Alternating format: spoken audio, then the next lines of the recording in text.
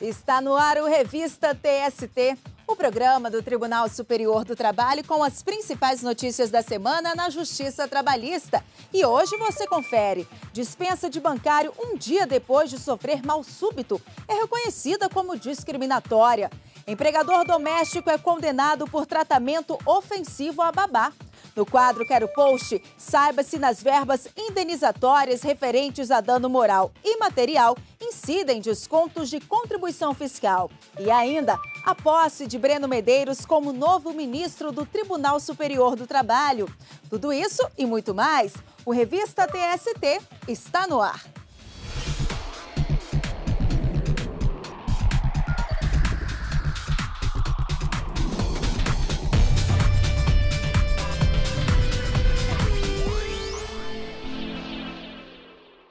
Nós começamos o Revista TST de hoje com um caso de destaque julgado pela Seção 1 de Dissídios Individuais, responsável por uniformizar a jurisprudência trabalhista.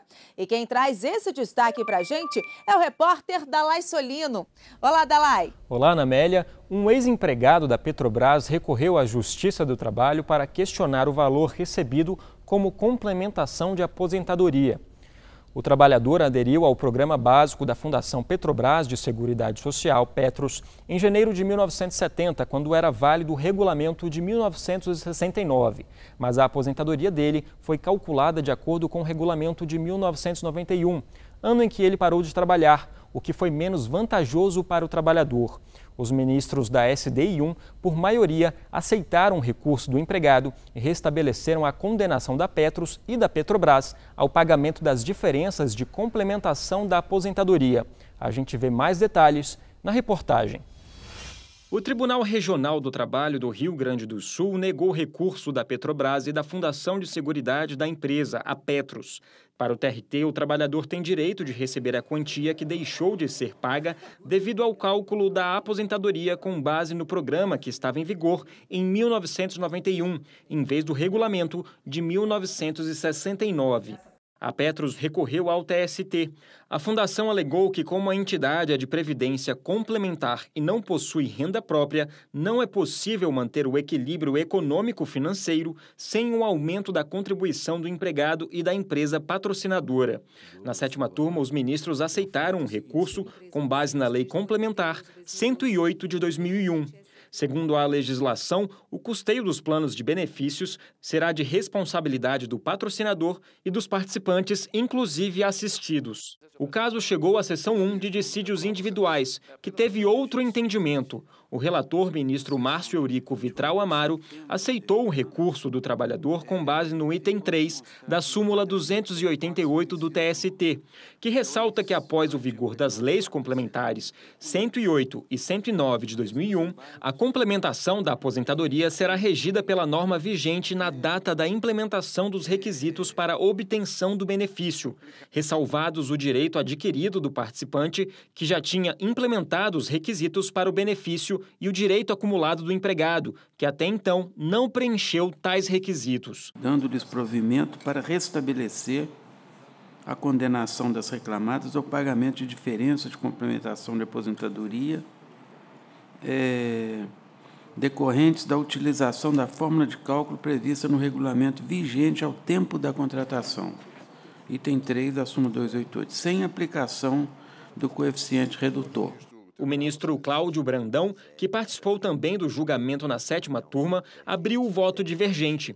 O ministro lembrou que o Supremo Tribunal Federal se posicionou no sentido de que as normas que regem as previdências privadas não se incorporam ao contrato de trabalho e que, assim, não há competência da Justiça do Trabalho para julgar o caso. Se o empregado postula benefício complementar de aposentadoria com base no sistema previdenciário complementar privado fechado, o sistema surgiu com a lei de 77 e, desde então, a partir do momento em que o Supremo Tribunal Federal desvinculou as normas previdenciárias das normas trabalhistas, a sistemática de aplicação dessas normas deve seguir a orientação traçada pela Suprema Corte. O ministro Valmir Oliveira da Costa citou que o STF delimitou a competência residual da Justiça do Trabalho até 2013 para julgar questões trabalhistas de planos de complementação de aposentadoria em regime de previdência privada.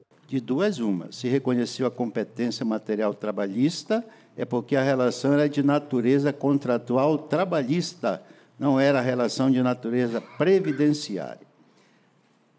Portanto, até então, até o advento das leis complementares, nós tínhamos competência para estabelecer a validade ou não da cláusula de adesão, que seria a inscrição ou a associação do empregado às normas do plano de previdência complementar. Nós nunca examinamos, com todo respeito à questão, à luz da lei de 77, para dizer que não cabia. Muito pelo contrário, cabia a complementação nos moldes do regulamento interno e da própria lei. O ministro Vieira de Mello Filho também se pronunciou de forma contrária ao relator do caso, acompanhando o voto divergente.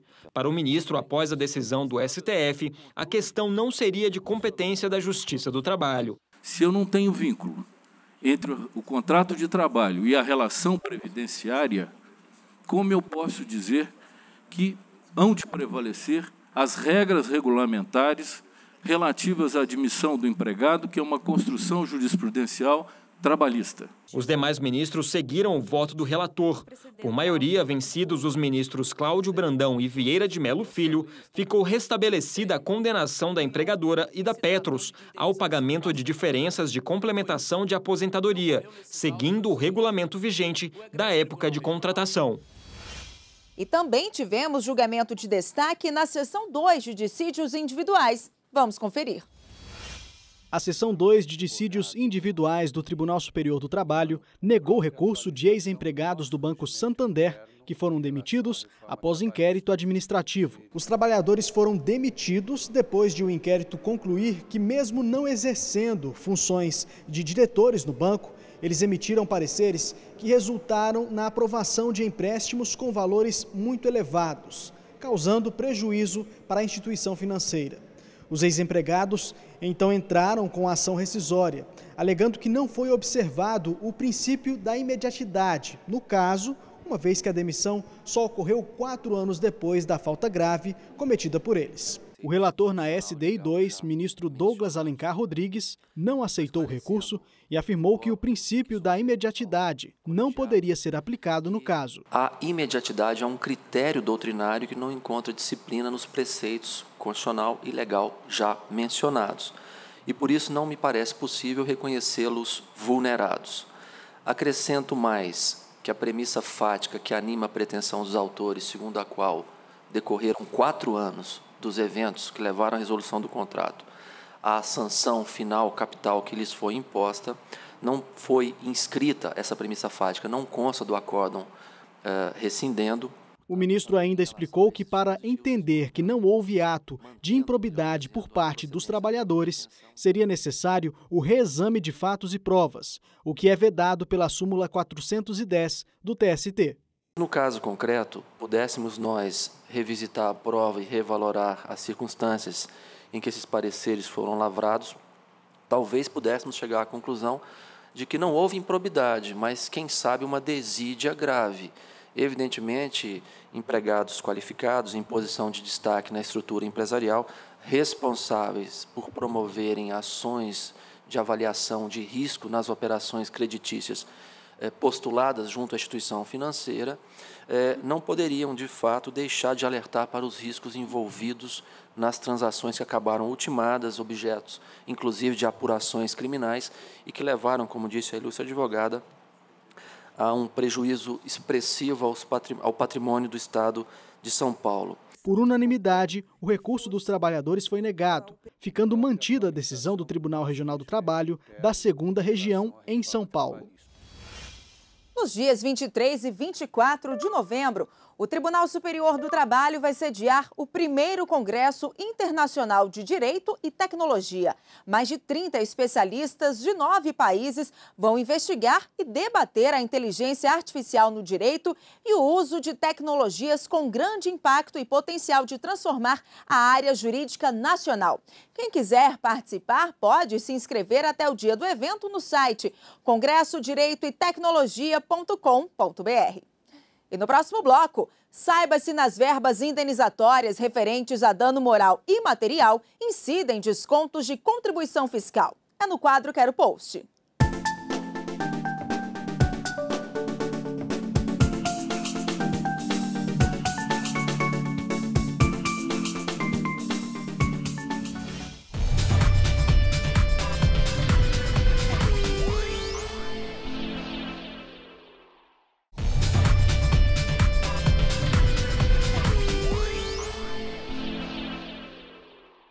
Voltamos com o Revista TST e vamos agora ao giro de notícias pelas turmas. E eu começo com o destaque da 7ª turma.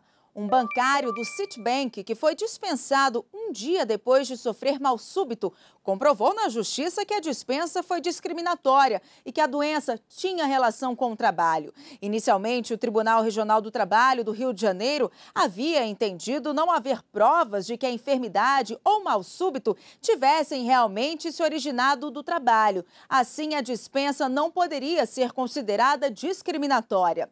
Mas, para o relator do caso no TST, ministro Cláudio Brandão, os fatos trazidos nos autos reforçaram a existência de preconceito ou discriminação. Segundo o ministro, o exercício da atividade econômica está condicionado à observância dos princípios constitucionais da dignidade da pessoa humana e da função social da propriedade, aliados àqueles que fundamentam o Estado democrático de direito, como os valores sociais do trabalho e da livre iniciativa.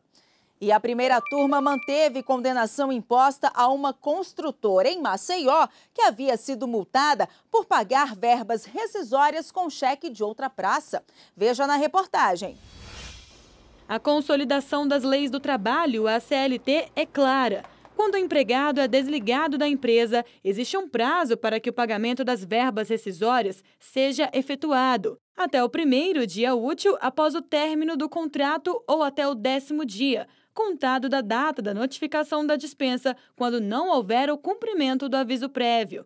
Caso a empresa não cumpra o que determina a lei, ela pode ser multada em valor equivalente ao salário do empregado devidamente corrigido. Um carpinteiro e servente de pedreiro de uma construtora de Maceió pediu na justiça o pagamento da multa prevista na CLT. É que a empresa depositou as verbas rescisórias dentro do prazo legal, mas por meio de um cheque de outra praça, ou seja, de outra cidade. Com isso, o banco só permitiu que o trabalhador sacasse o valor 20 dias depois, já fora do prazo estabelecido por lei. O Tribunal Regional do Trabalho de Alagoas condenou a empresa ao pagamento da multa prevista na CLT. A construtora, então, recorreu ao TST, alegando que o depósito foi efetuado dentro do prazo na conta do empregado, ainda que por meio de cheque, e que isso afastaria a imposição da multa. Mas o relator do caso, na primeira turma, ministro Hugo Scheuermann, negou o pedido. O ministro explicou que mesmo que seja permitido o pagamento em cheque, ele deve ser compensado dentro do prazo estabelecido por lei, o que não ocorreu no caso. Evidentemente que cheque é pagamento à vista e pode ser efetuado, mas quando ele pode ser, evidentemente, compensado no dia ou esse trâmite normal do banco é 24 horas, se não me engano, ou até 48 horas. Mais 20 dias, e quando está tratando-se de cheque de outra praça, eu entendi que incide a multa. O ministro Lélio Bentes acompanhou o relator.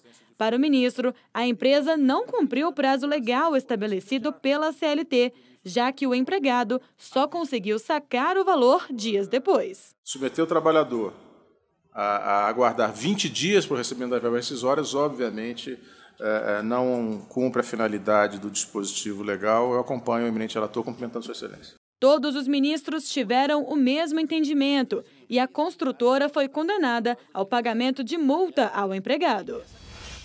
E seguimos com o Giro de Notícias. A 8ª turma absolveu a multinacional Tetra Pak da obrigação de fiscalizar jornada de trabalho de caminhoneiros terceirizados.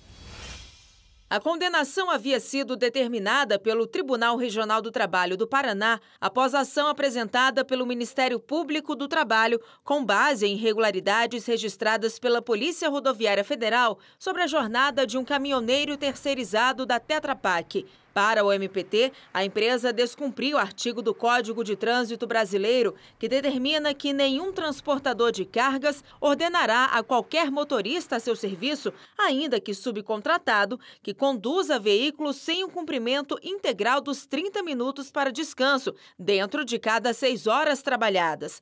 O caso chegou ao TST. Na 8ª turma, a relatora ministra Maria Cristina Peduzzi afirmou que, no caso, não pode ser imputada à empresa qualquer obrigação quanto à fiscalização do cumprimento do intervalo previsto na legislação do motorista profissional, uma vez que o transporte de carga não constitui atividade fim da Tetra Pak. A ministra destacou ainda que o artigo do Código de Trânsito Brasileiro citado pelo Ministério Público do Trabalho foi revogado. A decisão foi unânime. E o giro de notícias continua. O destaque agora é da 3ª turma. Uma babá que foi ofendida e humilhada pelo patrão vai ser indenizada em R$3 mil por dano moral. Na justiça, o patrão questionou a condenação e o valor de R$7 mil de indenização estabelecido nas instâncias anteriores. Mas o relator do caso no TST, ministro Maurício Godinho Delgado, ressaltou que o poder do empregador deve se ajustar aos princípios e regras constitucionais que estabelecem o respeito à dignidade da pessoa humana e ao bem-estar individual e social. Mas, em relação ao valor, o ministro levou em conta que o empregador era pessoa física e a relação de trabalho se dava em ambiente familiar. Por unanimidade, a turma reduziu o valor da indenização para R$3 mil. E esse caso repercutiu em nossas redes sociais e teve destaque na página do TST no Facebook. O Sandro Luiz aproveitou para comentar. Na opinião dele, nenhum trabalhador tem que se sujeitar a trabalhar sendo humilhado. E você também pode deixar o seu comentário na página do TST no Facebook. O endereço é facebook.com/TSTJus. E chegou a hora de esclarecer as dúvidas trabalhistas publicadas nas redes sociais pelos internautas com a hashtag Quero Post.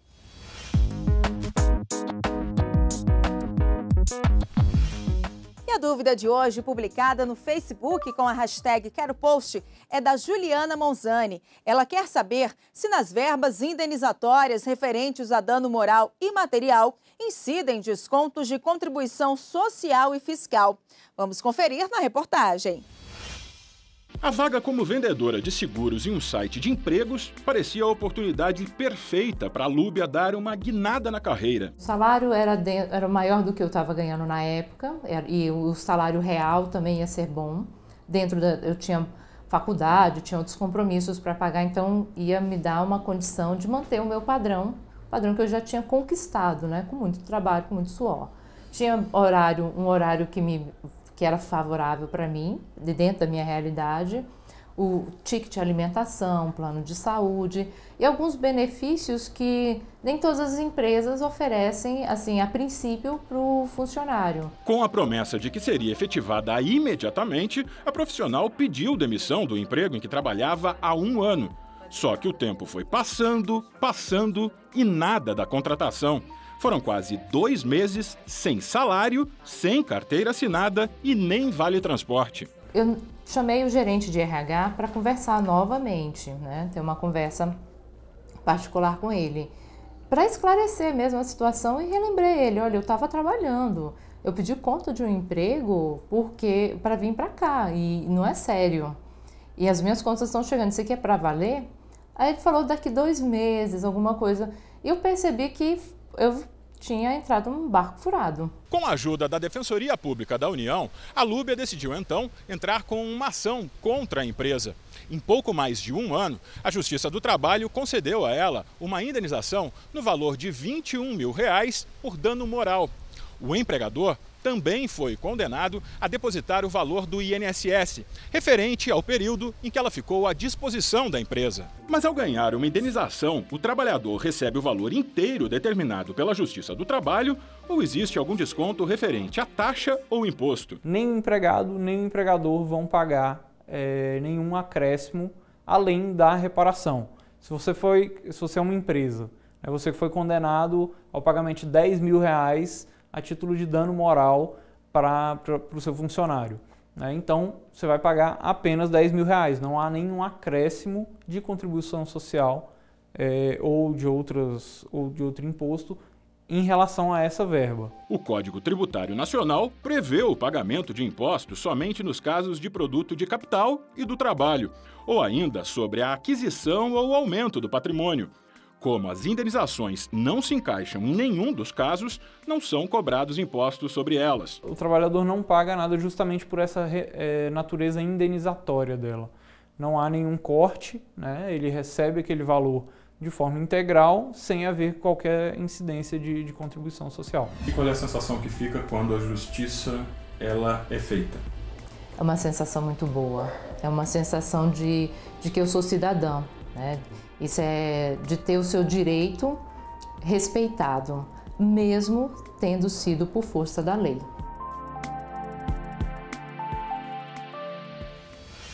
E no próximo bloco, a cerimônia de posse do novo ministro do Tribunal Superior do Trabalho, Breno Medeiros.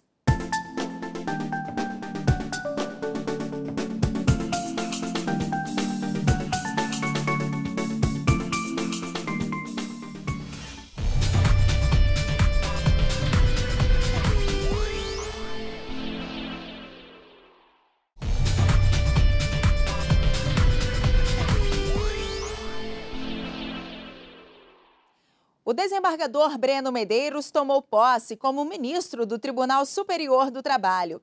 Ele assumiu a vaga deixada pelo ex-ministro Barros Levenhagen, que se aposentou em agosto deste ano. Veja como foi a cerimônia de posse.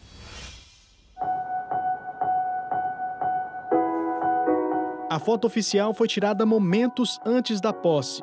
No plenário do Tribunal Superior do Trabalho, o novo integrante da Alta Corte Trabalhista foi recebido pelo ministro João Oreste Dallazen e pela ministra Maria Helena Malman.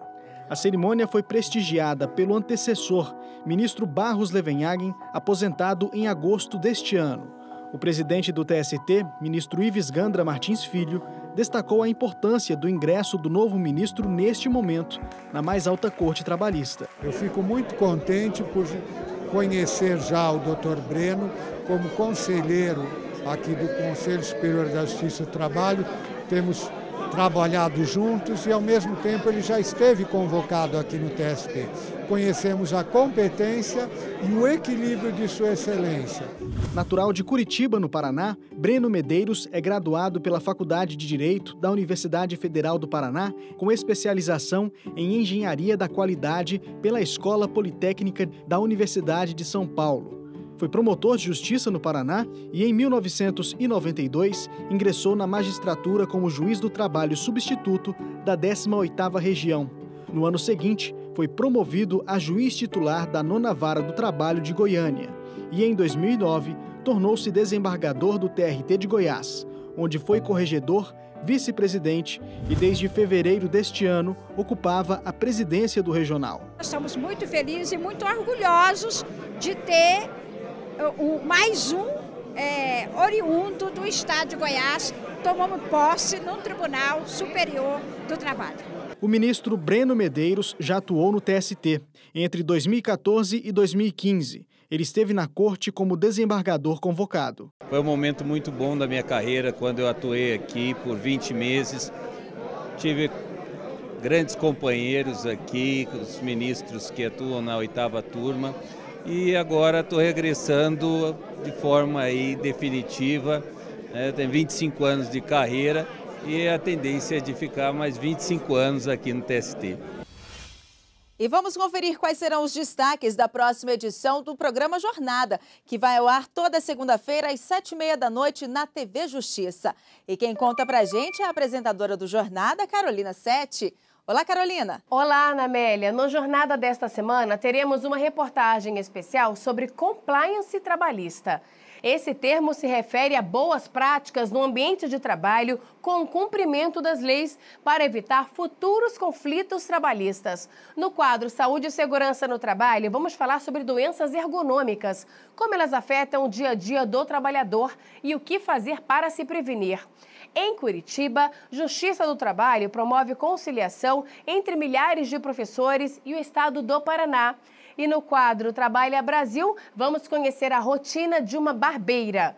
Tudo isso e muito mais, Ana Amélia, no Jornada, que vai ao ar segunda-feira às 7h30 da noite. É com você, Ana. Ok, Carolina, muito obrigada e até a próxima. E chegamos ao fim de mais uma edição do Revista TST. Mas você segue acompanhando as notícias do Tribunal Superior do Trabalho no nosso site e pelas redes sociais. Muito obrigada pela companhia e até o próximo programa.